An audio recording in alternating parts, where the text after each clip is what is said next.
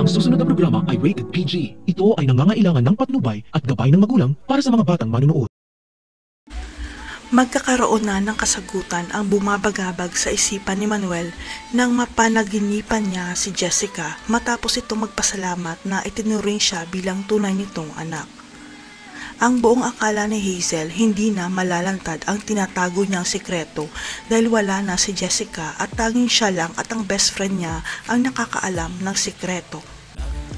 Walang kamalay-malay si Hazel na may ginawang hakbang si Jessica matapos isiwalat sa kanya ng mami niya ang katotohanan na hindi si Manuel ang tunay nitong ama.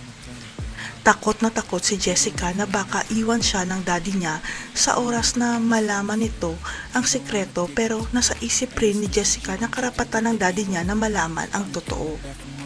Kaya habang nakakonfine si Manuel sa ospital noon matapos siyang masagasaan ng motor, sikretong nakipag-usap si Jessica sa doktor ng daddy niya tungkol sa DNA test.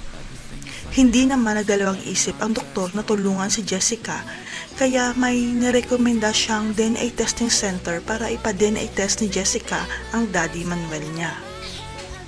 Sa kasamaang palad, wala na si Jessica para kunin ang DNA test result nila ng daddy niya, kaya sa doktor nila ipinadala ang resulta ng DNA test ni Manuel at Jessica. Nang matanggap ng doktor ang DNA test result, kaagad niyang pinatawag si Manuel sa ospital at sinabi nitong ipina-DNA test ka pala ni Jessica at hindi kayo nag-match. Ano kaya ang susunod na gagawin ni Manuel ngayong alam na niya ang totoo? Magsabuhatan kaya si Hazel at Noah para mapaghiwalay si Felma at Manuel? Abangan!